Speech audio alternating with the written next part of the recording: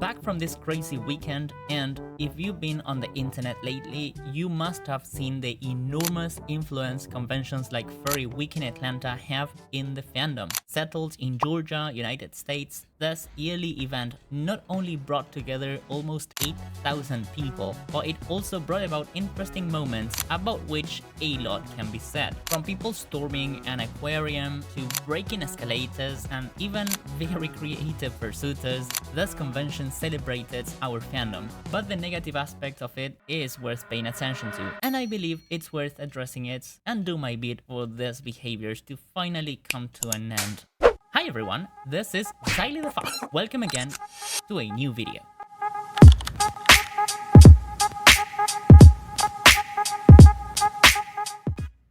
Leaving aside the funny moments from this great convention, something left me thinking from everything I saw, which gave me a sour feeling of the actions some people make in order to have their 5 minutes of fame. I'm sure you came across this post on X and you probably thought in line with me and many others. Are you serious, dude? Today's video is a bit different. It's a reflection. It's a moment to pause and think about where we're heading as a community, and of course a possible prediction that these practices can provoke if not addressed in time. We need to talk about something that's been going around online, something that could have ended way worse than it did. I'm talking about clout chasing, that urge to do something extreme, stupid, or reckless. You know for what? Just for a little attention, just for a tweet. And the example I want to unpack is what happened recently with a furry teenager who posted a picture of himself quote-unquote sleeping on a balcony safety railing almost 20 floors up. Yes, as you heard it here.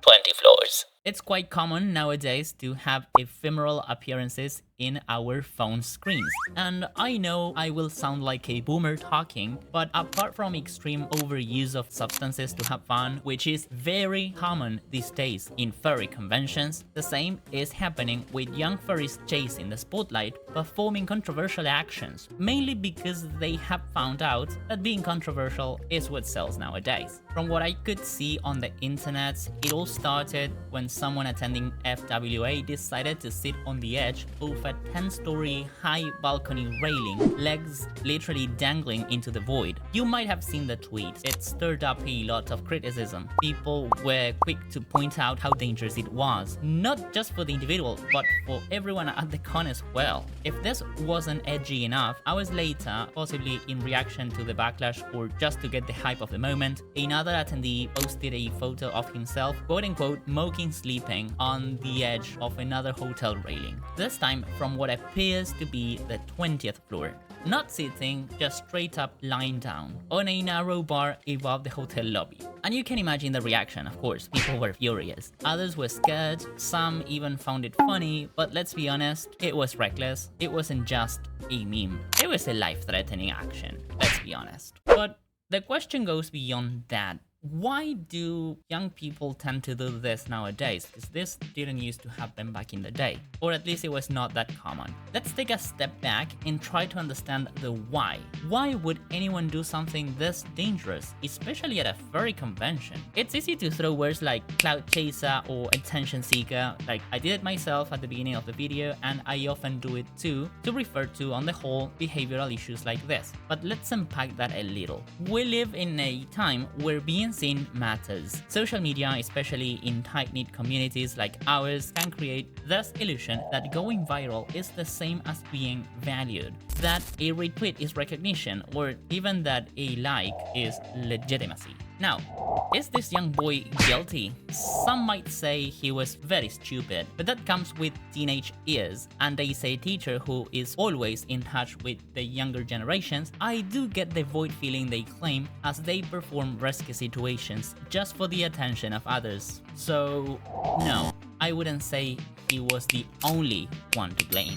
In fact, I would say that if you want to find a guilty one, that'd be all of us. But why? Well, in the words of a philosopher called Guy Debord, we have turned our lives into a show or a spectacle. With the spread of mass media, he claimed that all that was once directly lived has become a mere representation. But what does that mean? He is referring to the central importance of the image in contemporary society. In this line, the spectacle is not a collection of images, rather it is a social relationship between people that is mediated by images. Said in simpler words, if we don't show us publicly or what we do, it basically never happened. Doesn't it sound awful? Because to me, it actually gives me the goosebumps, to say the least. In addition, and following this philosopher, when you're young and trying to find your place, doing something bold, outrageous, or dangerous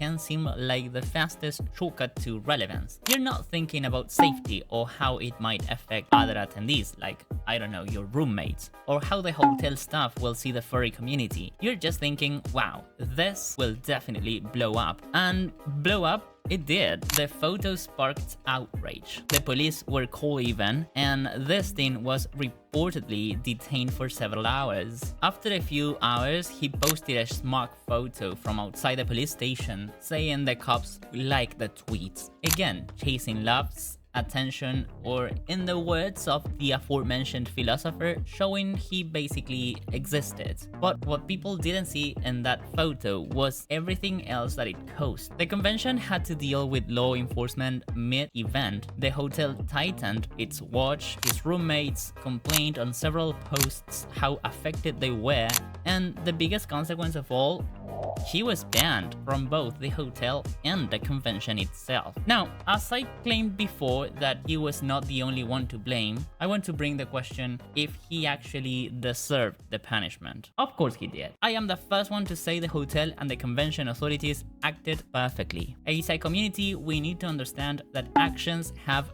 consequences, and drastically though it sounds, we need to understand that unless no one cares and everything goes online, someday, God forbid, something will happen that we will all regret.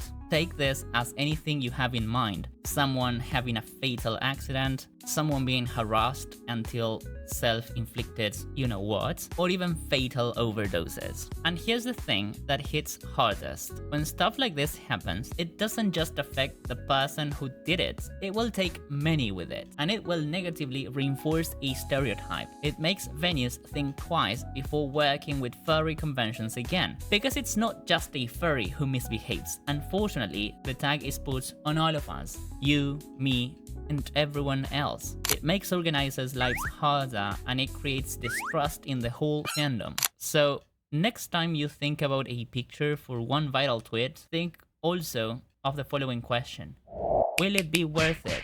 As someone who's been in the fandom for years, I've seen it evolve.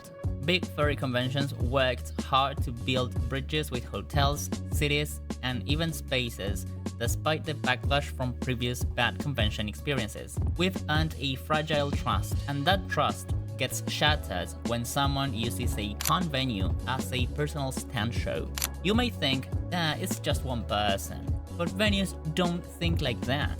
They don't think that was just one furry. They think this happens at furry conventions. Therefore, and as I was saying, the tag is put on all of us. And if you're watching this and you're younger or new to the fandom, I get it. You want to stand out. You want people to know you. I was that kid once too. But trust me, you don't need to risk your life to be remembered. The community will remember you more for being kind, for being creative, responsible, or even just funny in a smarter way. Let's not forget, this whole thing started as a joke. The initial post was referencing a meme-oriented action. An edgy and controversial one, yes, of course, and the photo in question seems to have timed itself as a reply to that too. Almost like a meme layer over one meme layer trying to win the game of viral irony. But sometimes we forget, memes are not safety nets. We think humor will protect us from consequences. That if we make something funny enough, people will forgive the danger behind it. But it doesn't work like that. Real people get hurt, real trust gets broken. So, where do we go from here? We need to start rewarding different kinds of clouts. The kind built on creativity, the kind built on humor, innovation, and if you want to be even a more, far-fetched furry, you can idolize care. not danger, not recklessness, not shock value. I do get that not everyone liked the post, but you did your thing commenting or reposting it for it to go viral. Even telling him that his action was bad, you gave him the recognition that he wanted. Do you think he didn't know he was acting stupidly? He did, of course, and he also wanted outreach, which at the end he gained. This story isn't just about a bad decision, it's a reminder that our actions echo beyond us, and when you're part of a community, especially one like ours that often gets misunderstood, these echoes matter. In this line, the cleverest solution is not to perform these actions, and if we see them, call the authorities and ignore the intention on social media. We need to understand that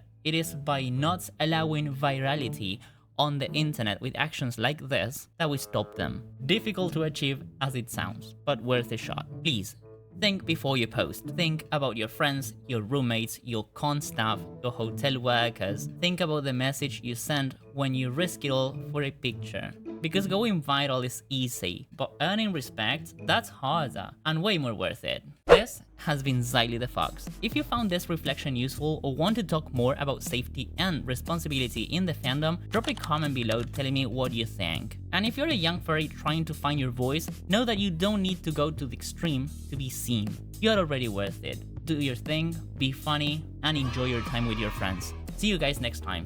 Stay safe, be smart, and keep being yourself. Meow.